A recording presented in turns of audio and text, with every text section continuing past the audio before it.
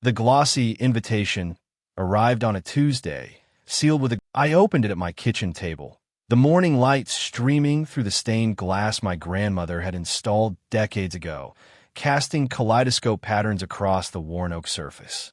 Inside was a letter on heavy cardstock, featuring a watermarked image of our neighborhood and a bold letterhead reading Magnolia Heights Community Association.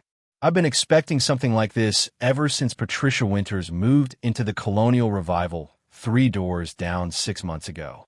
Dear homeowner, it began, we are pleased to inform you that your property has been selected for inclusion in the newly established Magnolia Heights Community Association. The word selected made me smile, as if this were some kind of honor rather than what it actually weighs in attempted power grab dressed in community service clothing. My name is Eleanor Mitchell, though most people in legal circles know me as Judge Mitchell. For 22 years, I've served on the federal bench, specializing in property law and civil rights cases. But here on Magnolia Street, I'm just a quiet woman who inherited her grandmother's Victorian one with a controversial purple trim. The letter continued with corporate smooth language about enhancing property value. The membership fee was $3,500, with monthly dues of $175. The enclosed community guidelines ran to 16 pages and included everything from approved paint colors, various shades of beige and gray, to permissible garden ornaments, none, and acceptable times to put out trash bins within a 2-hour window. The most telling part came midway through. Properties not in compliance with association standard will be subject to fines of up to $500 per day until violations are remedied. I set the letter aside and gazed out at my front yard. The Victorian had been in my family for 3 generations. My grandmother had painted the trim that distinctive shade of lavender in 1962, scandalizing the neighborhood then, too.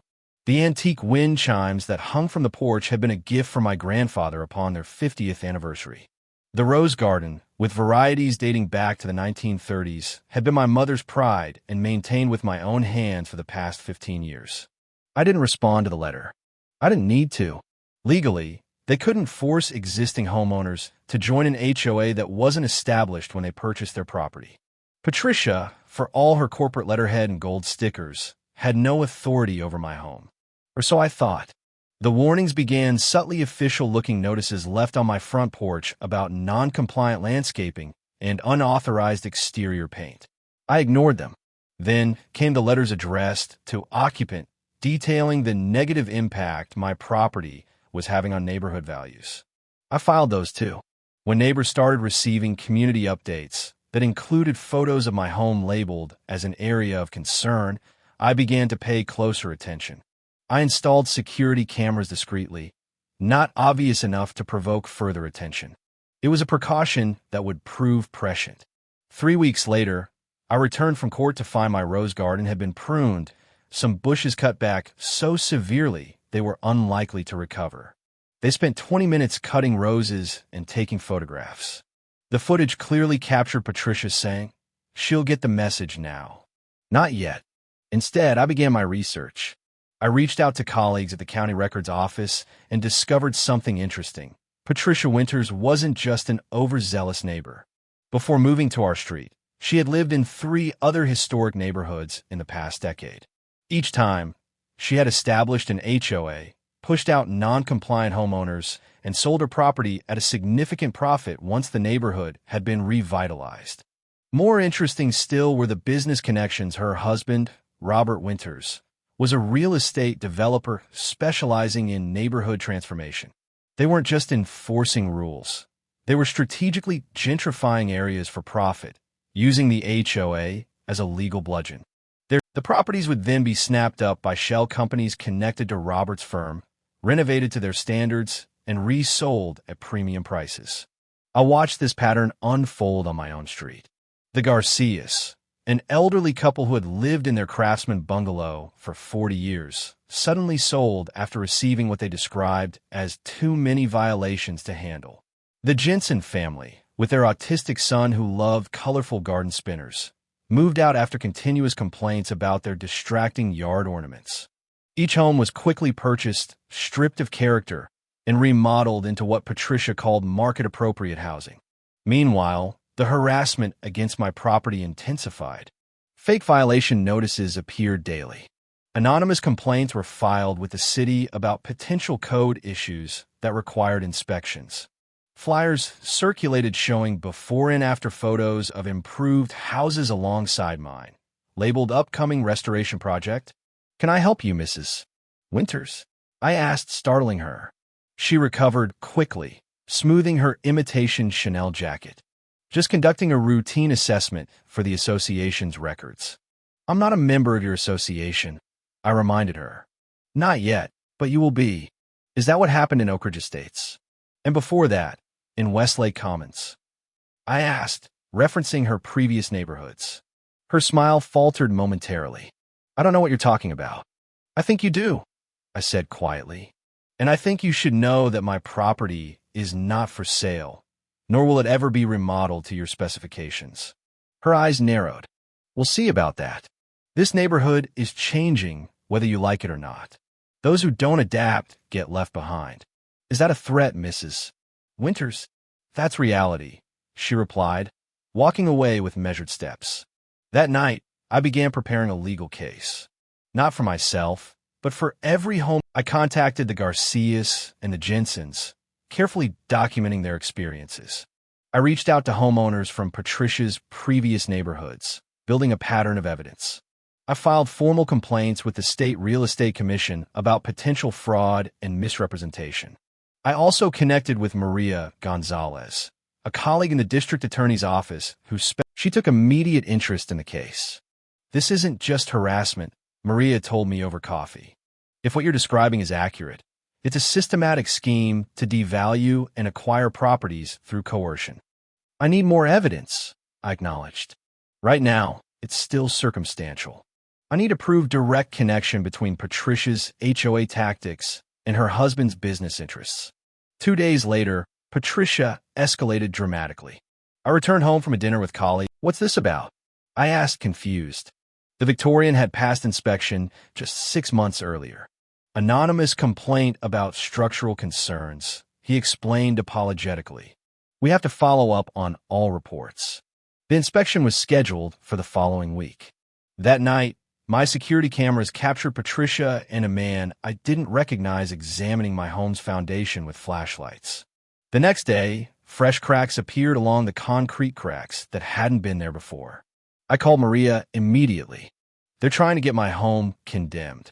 "I'll send someone over to document the tampering," she promised. "And Eleanor, be careful. People like this, when they think they're losing, they can become dangerous." She wasn't wrong. The next week brought an escalation I hadn't anticipated. I was at the courthouse when my phone alerted me to motion detected in my backyard. The security feed showed 3 men in unmarked workmen's uniforms approaching my grandmother's rose garden, carrying containers of some kind. I watched in real time as they began pouring liquid around the base of the century-old plants. I called the police immediately, then left court, apologizing to my colleagues. By the time I arrived home, an officer was questioning the men who claimed they had been hired to treat invasive plants on behalf of the neighborhood association. "Do you have a work order?" the officer asked. They produced a document with the Magnolia Heights Community Association letterhead, signed by Patricia Winters. "This property isn't part of any homeowners association," I informed them, showing my identification. "And I never authorized this work." The damage was already spreading, the edges of rose leaves curling and browning before our eyes. The officer took statements and collected evidence of trespassing and property damage. As the workers were escorted off my property, Patricia appeared. "There must be a misunderstanding," she called out, approaching with concerned expression perfectly arranged on her face.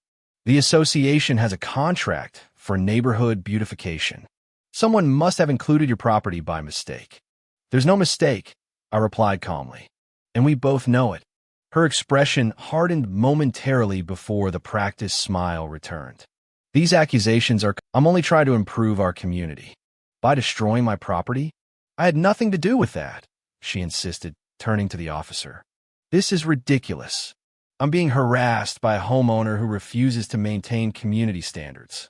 The officer looked between us. "Ma'am, we have statement from the workers that they were hired by you specifically." Patricia's composure slipped. "They're lying. I never. Now, would you like to revise your statement?" The moment stretched between us. Patricia straightened her jacket, glanced at my dying rose garden, and made a calculation behind her eyes. "This isn't over," she said quietly, before turning to leave. It wasn't an idle threat. That evening, as I documented the damage to my garden, I received a call from Maria. "Eleanor, I've been looking into the Winters' business dealings," she said without preamble. "Their pattern goes beyond what we thought. They've been doing this for nearly 15 years across 4 counties. That's what I suspected," I replied, watching the sunset through my stained glass windows. "But how are they getting away with it?" "Connections," Maria answered grimly. "Robert Winters has been making substantial donations to local officials' campaigns, including building inspectors, zoning commissioners, even a judge." My blood went cold. "Which judge?" "James Harrington." Judge Harrington oversaw civil property disputes in our county, exactly the kind of cases that might arise from HOA conflicts. "We need to move carefully," I advised. "If they have this level of influence, they're more dangerous than I thought." "I'm building a case file," Maria assured me. "But be careful, Eleanor. These people don't just bend rules, they break them." The following week proved her right. I had just finished presiding over a complex patent case when my clerk rushed in with news that smoke had been reported at my address. I drove home to find fire trucks in front of my Victorian, hoses trained on my back porch where flames had engulfed the wooden structure. The fire was contained before it could spread to the main house, but the damage was severe and suspicious. The fire inspector found traces of accelerant. My security cameras had been spray-painted black approximately 20 minutes before the fire started. No footage captured the arsonist, but the timing was impossible to ignore. The fire had started precisely when I would normally be in court, a schedule that was publicly available. That night, as workers boarded up my damaged porch, I noticed Patricia watching from her porch, sipping from a mug, a satisfied expression barely concealed on her face. I'd had enough. The next morning, I contacted every homeowner on the street and invited them to a meeting at my house, what was left of it. To my surprise, 17 neighbors attended, including some who had previously seemed aligned with Patricia. In my living room, with its smoke-tinged air and plastic-covered furniture, I laid out everything. The pattern of harassment, the documentation of similar tactics in other neighborhoods, the connection to Robert Winters' development company, and the suspicious fire. I shared copies of property records showing how homes had been purchased below market value by shell companies linked to the Winters family after owners had been harassed into selling. The neighbors listened in stunned silence. Then, one by one, they began sharing their own experiences. Mrs. Donovan, a retired librarian, revealed that she'd received threats of daily fines for her non-compliant birdhouses. Mr. Chun showed emails warning that his traditional garden lanterns were fire hazards that would raise everyone's insurance rates. The Thompsons, who had seemed firmly in Patricia's camp, admitted they had only joined her association out of fear after receiving dozens of violation notices about their children's basketball hoop. By the end of the evening, the group had formed a real neighborhood association, one focused on protecting homeowners' rights rather than enforcing arbitrary rules. They elected Mrs. Donovan as president and established a legal defense fund. More importantly, 12 homeowners agreed to provide statements about Patricia's tactics for Maria's investigation. The case broke open 2 days later when Patricia's assistant, a young woman named Tanya, contacted Maria. Tired of participating in what she now recognized as fraud, Tanya provided internal emails, financial records, and recorded conversations detailing the entire operation. The smoking gun was an email from Robert to Patricia discussing my property specifically. "Once the Mitchell place is acquired, we control the entire block. Target the garden first, it's her weak point. If that doesn't work, there are other methods that leave no evidence." With this evidence, Maria moved quickly. Search warrants were executed for the Winters home and business. They found detailed files on each property in the neighborhood, including mine, with strategies for acquisition and projected profits after renovation. They also discovered edited photographs used to file false code violations and a jar of the same accelerant used in the fire in my home. Patricia and Robert Winters were arrested the following morning on charges of conspiracy, fraud, property damage, and attempted arson. As they were led from their colonial revival in handcuffs, neighbors gathered on the sidewalk not to gloat, but to bear witness to the end of a reign of harassment that had affected so many. In the months that followed, the truth emerged through court proceedings and investigative reporting. The Winters had orchestrated similar schemes in multiple counties, forcing out dozens of homeowners using fake HOAs, manipulated property violations, and occasional accidents that damaged non-compliant homes. Judge Harrington was investigated for accepting bribes to rule favorably in disputed HOA cases, leading to his resignation. The shell companies were dismantled, and a restitution fund was established for homeowners who had sold under duress. I testified at their trial not as a judge, but as a victim. I described the escalating harassment, the destruction of my garden, and the fire that nearly claimed my family home. When asked why I hadn't sold despite the pressure, I explained, that house isn't just property. It's 3 generations of memories. It's my grandmother painting the trim purple because she believed homes should reflect the people inside them, not the expectations outside them. Some things aren't for sale at any price. Patricia Winters maintained her innocence throughout the trial, insisting she was only trying to improve the neighborhood. Robert claimed the evidence had been planted by business rivals. Neither expression showed remorse, even when former employees testified about their systematic approach to targeting vulnerable homeowners. The jury deliberated for just 6 hours before returning a guilty verdict on all charges. The judge, a colleague I respected from a neighboring county, sentenced them to 12 years for the most serious offenses, with additional time for the attempted arson. As they were led from the courtroom, Patricia turned to look at me one last time, her expression a mixture of hatred and disbelief. She had never imagined that the quiet woman in the Victorian would be her undoing. The aftermath brought healing to our neighborhood in unexpected ways. Homes that had been stripped of character under the Winters' influence slowly regained their individuality. Mrs. Donovan's birdhouses multiplied. The Chin family added more lanterns to their garden. The Thompsons' basketball hoop was joined by a soccer goal. My own Victorian underwent a transformation too. The fire damage was repaired, keeping the original architectural details intact. The rose garden, though heavily damaged by herbicide, began to recover with careful tending and the addition of new heirloom varieties. Most symbolically, I repainted the trim in the same shade of purple my grandmother had chosen 60 years earlier, only fresher, brighter. The neighborhood association created by the residents became a model for others, focusing on support rather than restriction. They established a fund to help elderly residents with maintenance, organized block parties that celebrated the diversity of homes and families, and created a community garden where the Winters property had stood, sold to cover legal fees and restitution. 1 year after the fire, I hosted a garden party to celebrate the blooming of new roses. Every neighbor attended, including some who had initially sided with Patricia.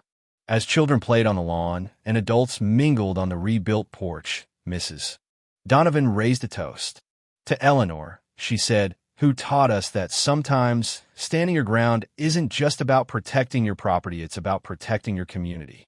Later, as twilight fell and neighbors departed with cuttings from my recovering rose bushes, I sat alone on my porch, listening to my grandmother's wind chimes singing in the evening breeze.